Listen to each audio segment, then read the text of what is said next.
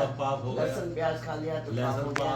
प्याज खा लिया तो पाप हो गए। अब उनकी वो अलग मान्यता है, उस मान्यता का कोई अर्थ नहीं।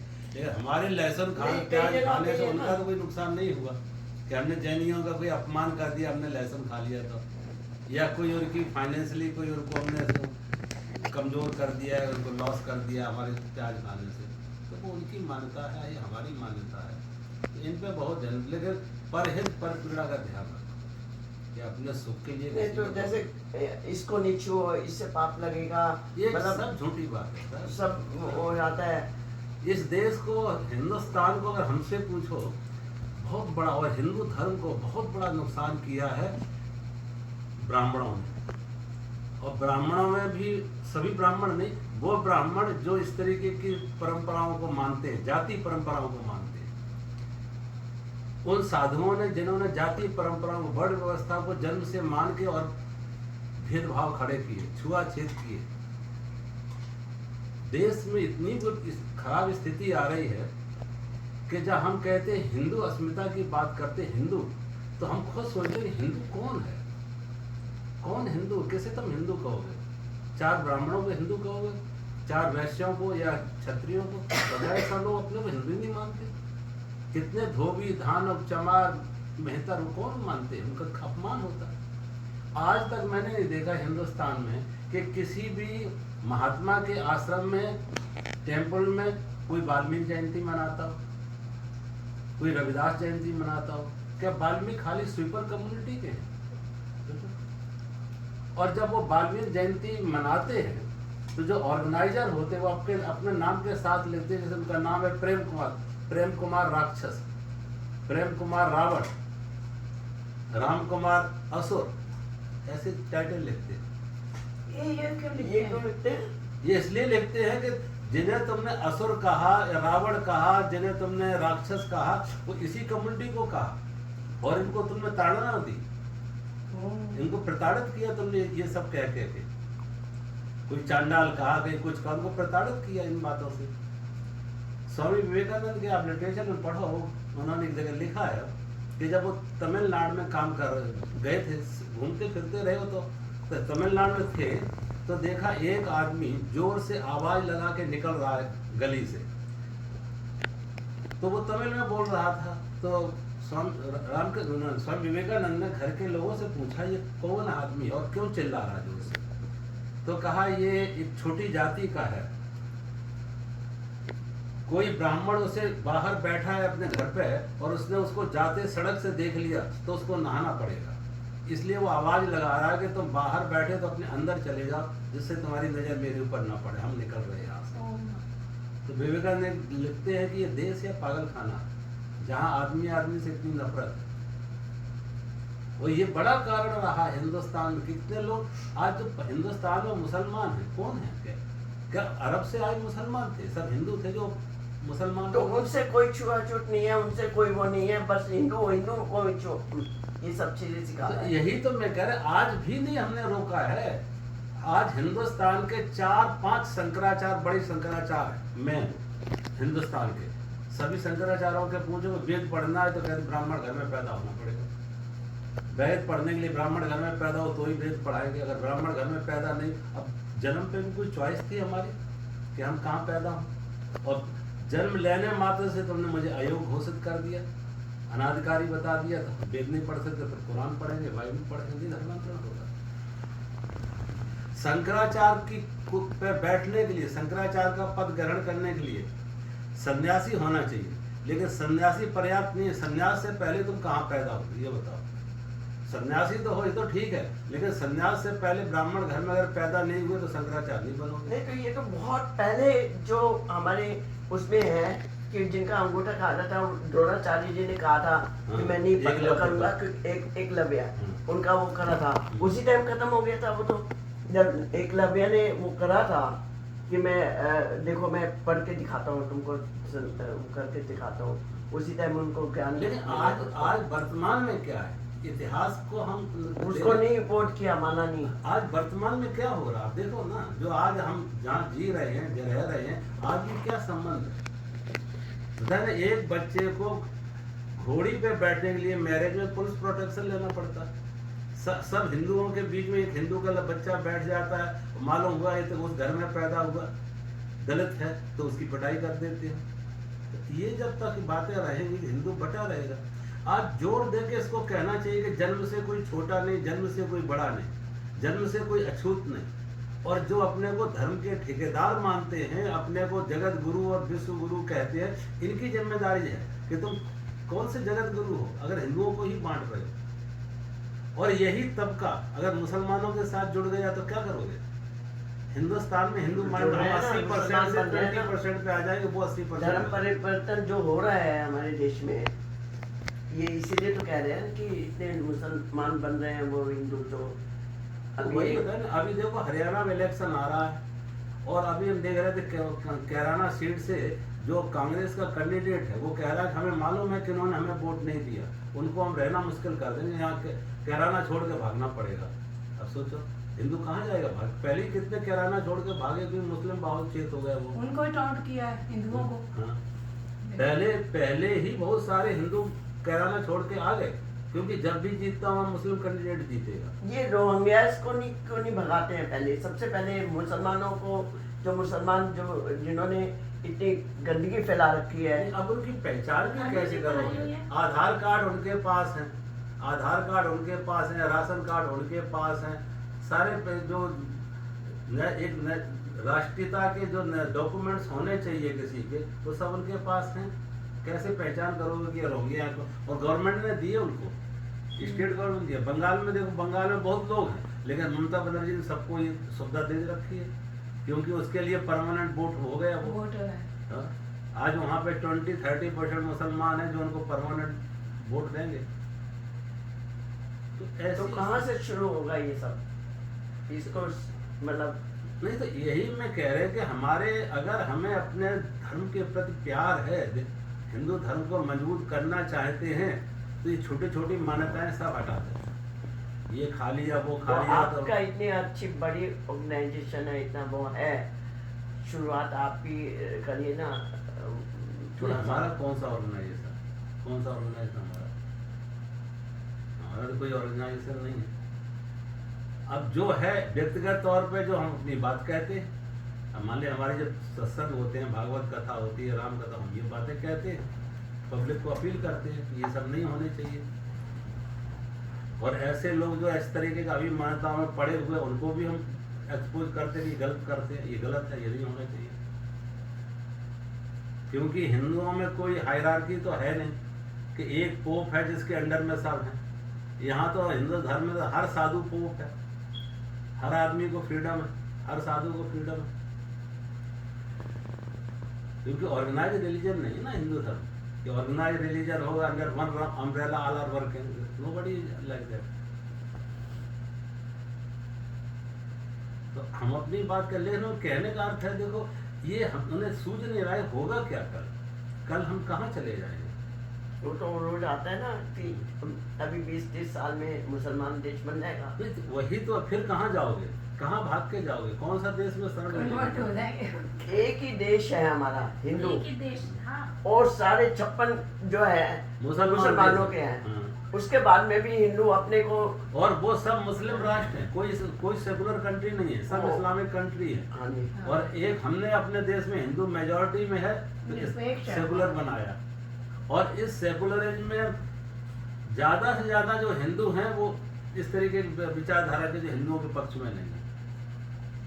अब वही देखो, लड़का पार्लियामेंट में जीत के आया है, चंद्रशेखर, वो क्या लिखता अपने आगे? चंद्रशेखर रावण लिखता, वो पार्लियामेंट मेंबर है। वो आप उसके नाम के साथ देखो, चंद्रशेखर, पहले रावण लिखता, अभी तो आजाद लिखता, अभी आजाद लिखता, पहले रावण लिखता था ये। और जब सीए का मुसलमान विरोध कर रहे थे तो ये उनके साथ खड़ा था, जामा मस्जिद में उन मौलवियों के साथ खड़ा था ये लड़का, और जीता। मुसलमानों ने वोट दिया और जिताया।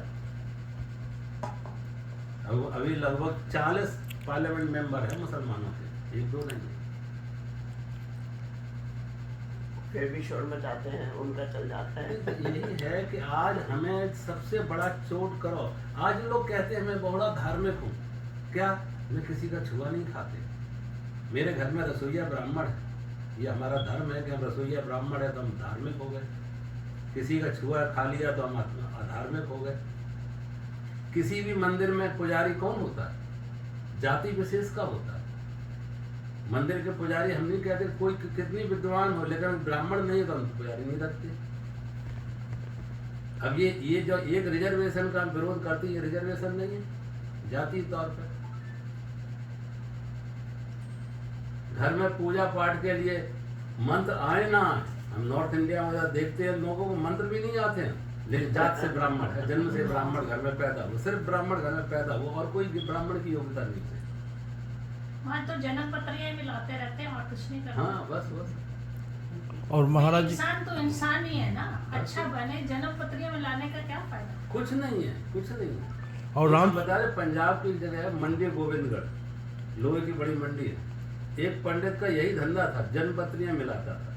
शादी कराने से पहले लोग उसको खूब पैसे देते थे और उसकी 3 बेटियां थी, तीनों बेटियां उसकी विडो हो गई। अपनी बेटी का नहीं मिला है तो जन्म पत्री कि ऐसा अजर अमर लड़का होता है। आपने ऐड देखा होगा ना, कितना आता है वो, कौन से उसके लंदन के उसके ये चीजों को बढ़ावा कौन दे रहा? पंडित ज्ञानी मुनि वशिष्ठ से पंडित ज्ञानी शोध के लगन धरी।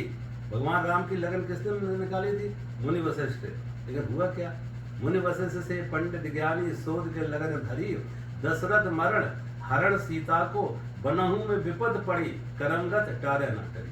करम गति तारे न टरी। कोई घर बता दो, कोई परिवार बताओ, चाहे इतना मिला लो जिस घर में मौत ना पहुंचे, जिस घर में दुख ना पहुंचे, जिस घर में कोई और प्रॉपर्टी लॉस ना हो, कोई भी घर कुछ मिलाओ तो ना मिलाओ तो मान अपमान सुख दुख लाभ हाल हर घर में पहुंचेगा।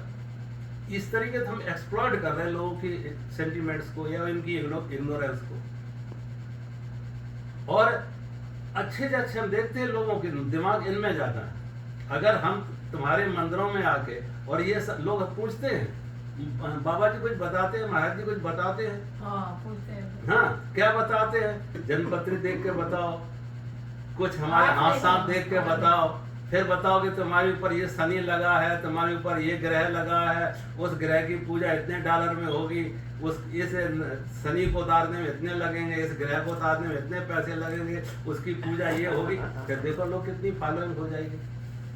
ज्ञान की बात कहो, सत्संग की बात कहो, लोगों की जरूरत नहीं है। शॉर्टकट कुछ चाहिए कि हमारे घर में दौलत ज्यादा आ जाए, ये मिल जाए, वो मिल जाए, संसार पर शादी हो जाए और बस बस। और ये कोई और वो करने सप्लाई करने वाले, डिमांड है इसलिए सप्लाई देने वाले भी लोग हैं। वही है। जब डिमांड है तो सप्लाई भी आ गई। ऐसे तमाम जो है जो घर गृहस्थी में है लेकिन लाल पीले कपड़ों में है, वो स्वामी लिखते हैं और उनका धंधा खूब चलता। तो ये इस तरीके के उन्होंने इनको इनकरेज किया है, प्रोत्साहन दिया है कि इससे तुम्हारे घर का ये मिट जाएगा, वो मिट जाएगा।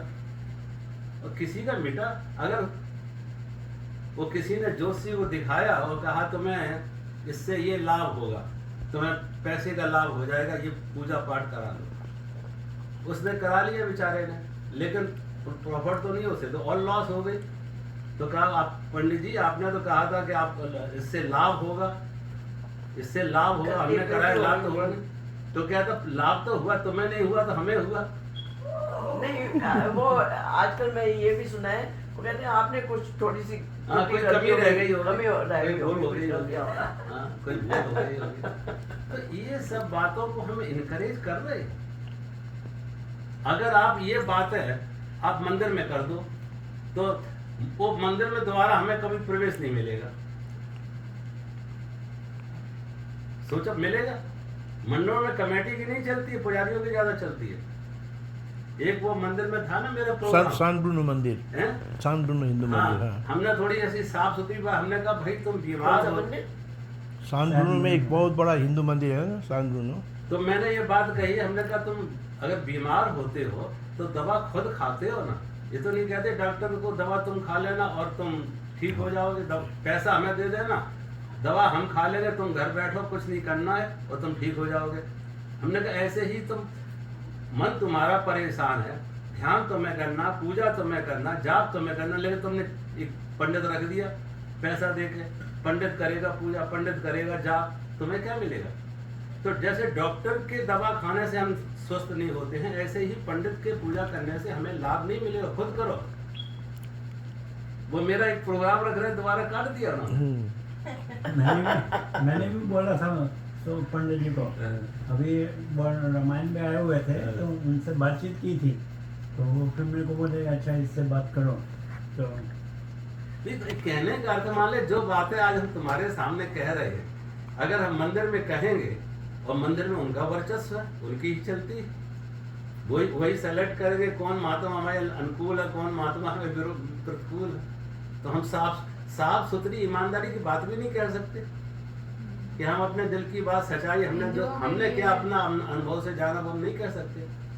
हम वही मक्खन लगाने वाली बातें करेंगे जिससे इनके धंधे चलते रहे। ये तो वही तो गलत है ना, ये भी तो गलत सबसे है ना। ज्यादा गलत है। ये भी गलत है कि हम मैं ना कम से कम सपोर्ट तो नहीं करें, अगर नहीं कहें लेकिन उनको सपोर्ट, उनको थोड़ा सा डिस्करेज करें, जैसे आपको डिस्करेज करा आप लोगों उन्होंने। के जो मंदिर हैं, नहीं लेकिन जैसे आप उन्हीं की चलती है ना, आप उन्हीं के सजेशन से मंदिर चला रहे हैं। लेकिन जैसे आपने वो तो पंडित है, उनको तो अगर मालिक कहेगा तो मालिक निकाल सकता है, मालिक को समझाया जाए कि इस तरह की वो करे ना। उस हमारे प्रोग्राम में मालिक थे, हम 1 घंटा बोले, वो कहते समझे आधा घंटा और बोलने टाइम है, उन्हें अच्छा लगा। जब हम बोले उन्हें अच्छा लगा तो उन्होंने और हमें आधा घंटा टाइम दिया, समझे टाइम है और बोल लो, उन्हें अच्छा लगा। लेकिन पुजारी के आगे वो पुजारी इनका, हमने किसी और का प्रोग्राम ले रखा है, एक रोज को काट दिया। एक पुजारी के तो पैसे एक कैसे घंटा आएगा? ज्यादा वो करना ऐसे नहीं चाहिए। करेगा। भगवान ने बुद्धि विवेक हमें दिया, उस समय के अनुसार हम उसका निर्णय लें। शायद वो आज होते तो उनके निर्णय कुछ और होते, उनकी बात कुछ और होती। हम उसी तरीके से दकियानूसी हो गए, जैसे मुसलमान कह रहे हैं कि 1400 साल पहले मोहम्मद जो लिख गया वही हम रिपीट करेंगे, वही सरिया। 1400 साल पहले का समय अलग था, परिस्थितियां अलग थी, मोहम्मद ने अलग तरह की सोच थी, आज वो नहीं हो सकता, आज उसको रिपीट नहीं कर सकते। तो अगर हम भी वही बातें कह रहे हैं कि वो इस ग्रंथ में लिखा है या उस ग्रंथ में लिखा है, इस गुरु ने कहा या उस गुरु ने कहा, इस परंपरा से आ रहा, इन बातों को नहीं होना चाहिए। स्वयं निर्णय करो, विवेक तुम में है, स्वयं निर्णय करो क्या अनुकूल है क्या प्रतिकूल है, क्या हमारे व्यक्तिगत हित में है और क्या सामाजिक हित में है, तो क्या राष्ट्रीय कहाँ हित से में है। शुरू होगा ये? ऐसे कहाँ से? वैसे हिंदुओं के कहीं लिए- से तो शुरुआत होनी चाहिए ना, ताकि इस चीज को, ये जो हमारी जो है वो कहीं से तो शुरुआत होके कहीं तो वो नहीं, हम आप अपने अपने जीवन में शुरू करें, अपनी अपनी वाणी में ले आए। हम लोग यहाँ क्यों आ गए फिर? जो हम तो यहाँ पर क्यों आ जो गए? हम कह रहे हैं, अगर आपको बात ठीक लगती है तो आप भी वही कहना शुरू करो, बात आगे हम बढ़ेगी। तो समझाते हैं, वो करते तो हैं। वही ना, तो बात आगे बढ़ेगी। 1 से 4 बोलेंगे, 4 से 10 बोलेंगे, धीरे धीरे बात फैलेगी। अब ये देखिए ना, शंकराचार्य ही ने बोल दिया कि मुहूर्त ठीक नहीं है और ये है, उसकी वजह से सारी वोटें कट गई उनकी, मोदी जी की। उनके गुरु सदा विश्व हिंदू परिषद का विरोध करते रहे। स्वामी स्वरूपानंद जी जो द्वारका, एक शंकराचार्य एक गद्दी पे, 2 गद्दी पे वो बैठे थे, द्वारका की गद्दी पे भी बैठे थे और ज्योतिष मठ की गद्दी पे भी बैठे थे। अब 2 शंकराचार्य को 1-2 संभालना चाहिए, एक गद्दी 2 शंकराचार्य के पास 2 होनी चाहिए। लेकिन और जोशी मठ की गद्दी पे 3 लोग शंकराचार्य झंडा लेके घूम रहे थे और कोर्ट केस चल रहे थे शंकराचार्य गद्दी के लिए। 3 थे, स्वरूपानंद थे, 2 और थे। तो अब इनसे क्या अपेक्षा? और वो स्वरूपानंद ने सदा विरोध ही किया, हर चीज में विरोध किया, सिर्फ वो प्रो कांग्रेस थे। तो अब इनसे क्या अपेक्षा करोगे? तो उन्हें कितना हिंदू धर्म का क्या दर्द है? महाराज बहुत सी बातें डाल दी है। अब ज्यादातर रामायण में तुलसी रामायण में उत्तरकांड नहीं था, लेकिन लोगों ने उत्तरकांड उसमें जोड़ दिया बहुत जगह, और ऐसी उसमें बातें ये डाल दी नहीं जो कि उनके स्वार्थों के लिए अच्छी थी। उनका स्वार्थ सिद्ध होता था, वो बातें उन्होंने डाल दी।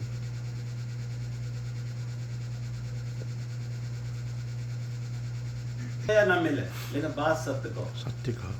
भगवान की कृपा तभी होगी जब हम अपने दिल की सही बात कहेंगे, सही बात है। अपने विवेक का आदर करेंगे। और न्याय संगत जो बात है, किसी के साथ अन्याय नहीं हो रहा, बल्कि जिसके साथ अन्याय हो रहा उसे न्याय मिलना चाहिए। तो उस तरीके की बात कहना चाहिए। अब बांग्लादेश में कोई हिंदुओं के साथ कितना अन्याय हो रहा है।